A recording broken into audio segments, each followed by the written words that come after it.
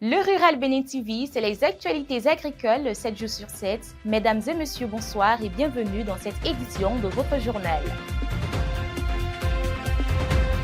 Au sommaire, dans ce journal, nous vous parlons de la 4e édition de Farmers Award, un événement pour célébrer les meilleurs producteurs du cluster Végola Cornichon Frais au titre de la saison de juillet 2025. Un focus sera fait sur la mise bas des lapines. Éleveurs et vétérinaires vont vous entretenir sur les bonnes pratiques à mettre en place pour y arriver.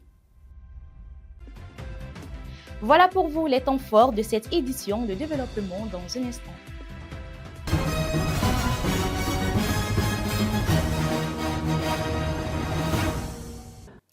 Avec constance et dévouement, nous vous dévoilons les histoires, les transformations et les initiatives qui font progresser l'agriculture béninoise. Mais avant, jetons un œil aux prévisions météorologiques de demain dans les villes de Ouidah et de Copargo. Demain jeudi à Ouidah, la journée commencera dans la brume avant de s'éclaircir. En matinée, il fera 25 degrés Celsius avec un ressenti de 28 degrés Celsius sous un temps calme sans risque de pluie. L'après-midi sera marqué par de lâches éclaircies. Les températures atteindront 32 degrés Celsius, mais le ressenti grimpera à 42 degrés Celsius sous l'effet du soleil. Quelques nuages sont possibles avec un faible risque d'averse estimé à 20%. En soirée, le ciel restera peu nuageux. Il fera autour de 26 degrés Celsius, ressenti 28 degrés Celsius, avec des rafales pouvant atteindre 25 km/h et un vent soufflant du sud. Aucune pluie n'est attendue. À Copargo, la matinée du jeudi s'annonce calme avec un ciel globalement dégagé, seulement voilé par quelques nuages en altitude. Les températures tourneront autour de 20 degrés Celsius avec un ressenti légèrement plus frais, 19 degrés Celsius. Dans l'après-midi, la chaleur s'installe pleinement. Le mercure grimpera jusqu'à 35 degrés Celsius avec un ressenti pouvant atteindre 40 degrés Celsius sous l'effet du soleil. La soirée restera claire et agréable avec 26 degrés Celsius au thermomètre et un ressenti de 25 degrés Celsius.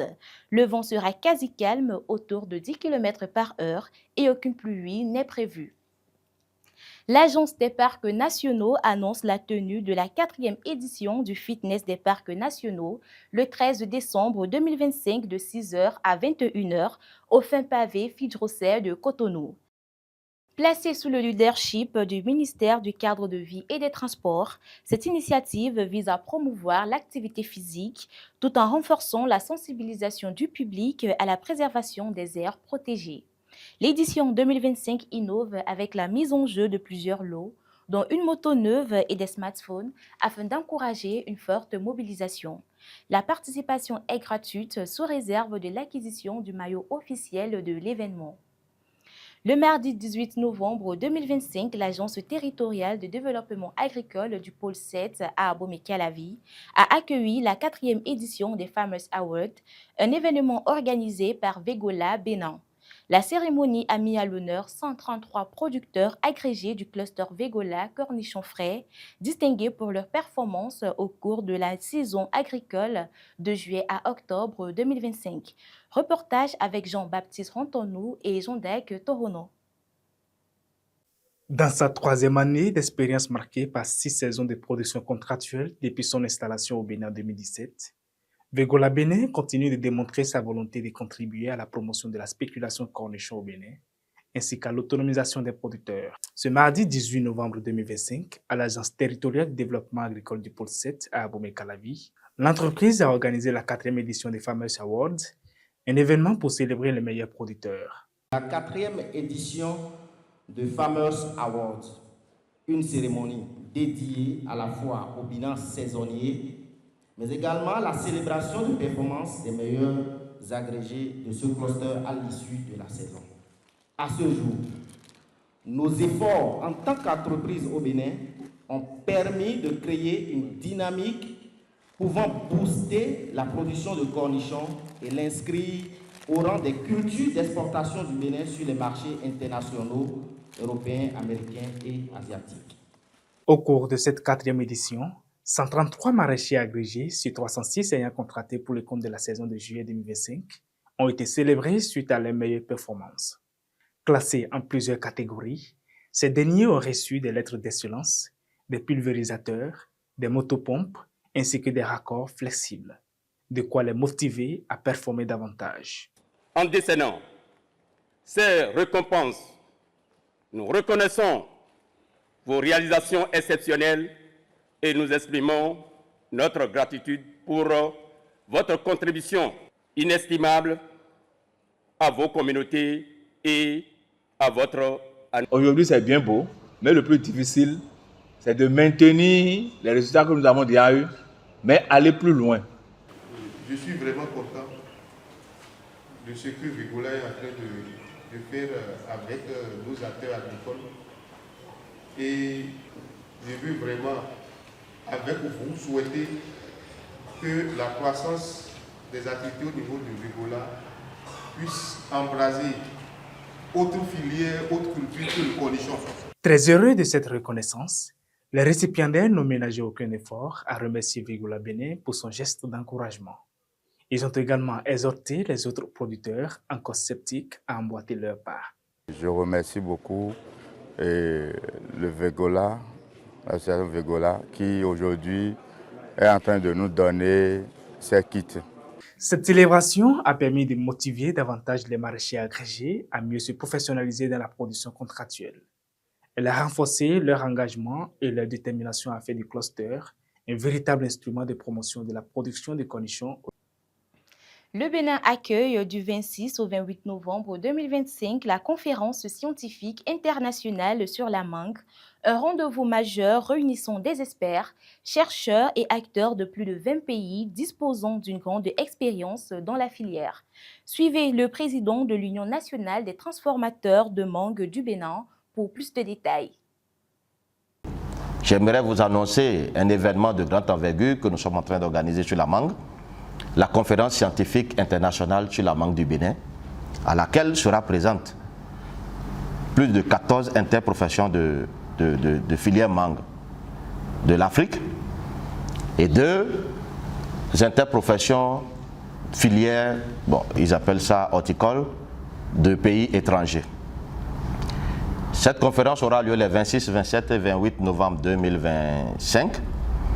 Vous êtes tous conviés à cette conférence en tant qu'acteurs majeurs du développement de nos filières.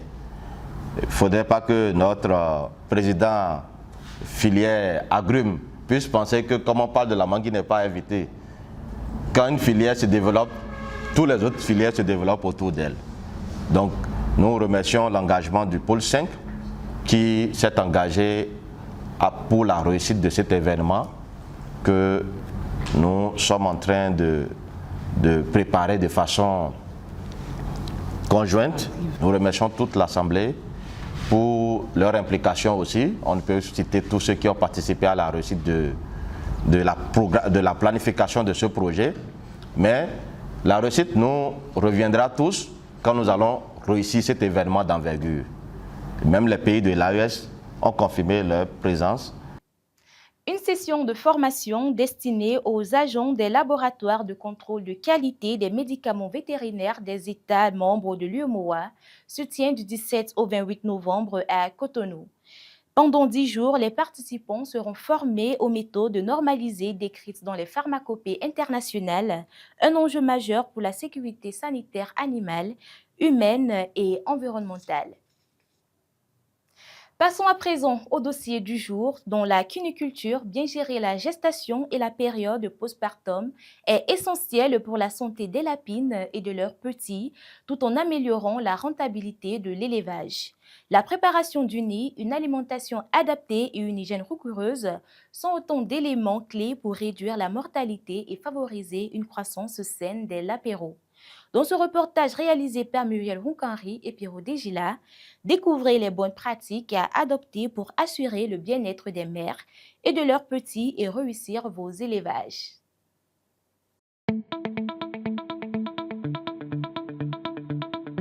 La cuniculture est une activité rentable, mais particulièrement exigeante, surtout lorsqu'il s'agit de la mise bas chez les lapines. Ce moment délicat nécessite une préparation rigoureuse afin de réduire la mortalité et d'assurer la naissance de l'apéro en bonne santé. Chaque éleveur doit assurer la préparation de ses futurs reproducteurs. Lorsque vous avez assuré une bonne préparation, vous arrivez donc en reproduction à une période déterminée et un poids minimum requis. Et ce poids varie en fonction de la génétique que vous avez sur la main.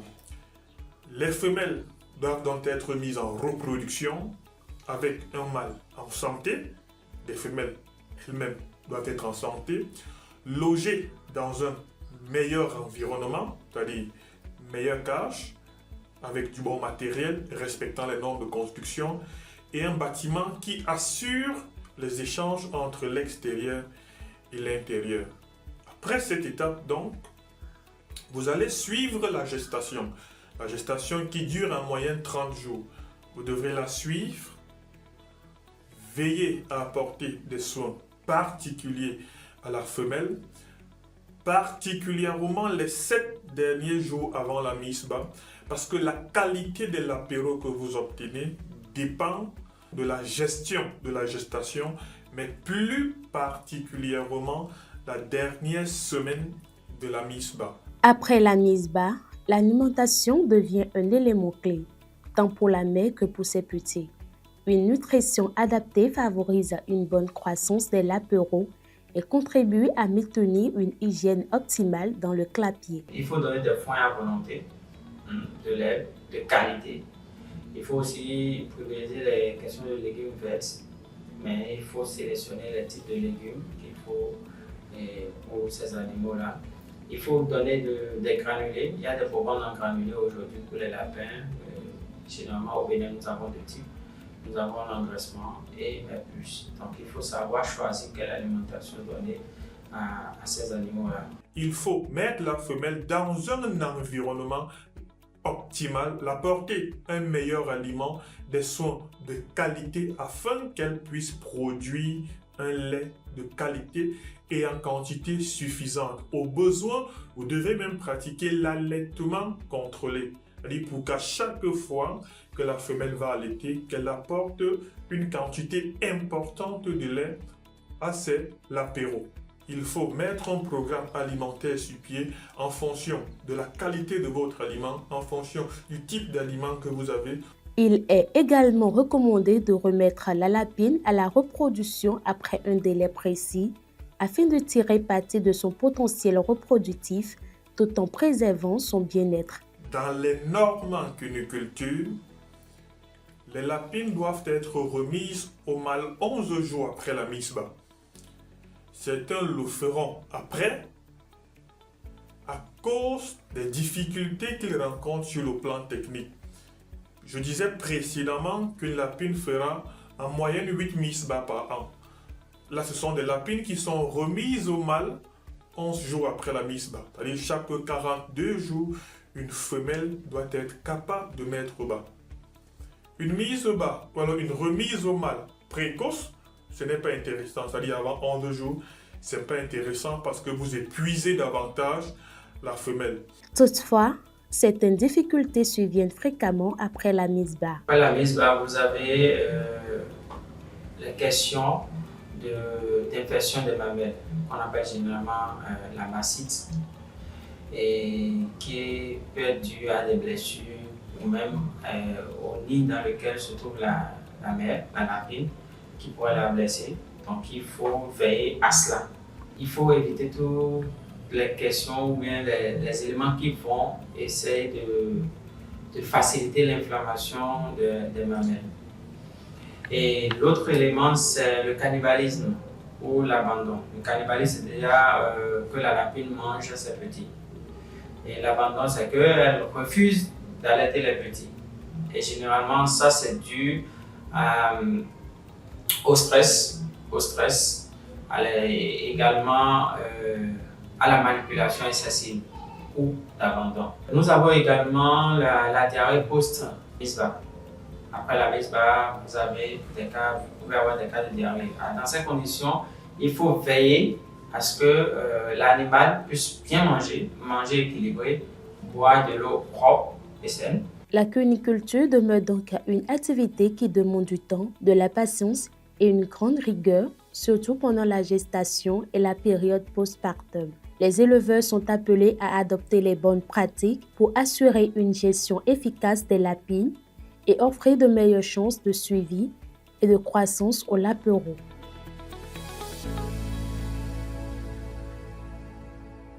À l'international, la CEDEAO a organisé les 13 et 14 novembre 2025 à Abuja, au Nigeria, un atelier de dialogue politique sur l'agriculture. L'objectif est de capitaliser les résultats du projet de recherche et innovation pour des systèmes agro-pastoraux productifs, résilients et sans prisma pour orienter les politiques agricoles dans la sous-région. Les discussions ont porté sur la sécurité alimentaire, la productivité et la durabilité des pratiques agricoles. C'est la fin de cette édition de votre journal. Merci de nous avoir suivis. On se retrouve le vendredi prochain pour une nouvelle édition. Excellente suite de soirée à tous.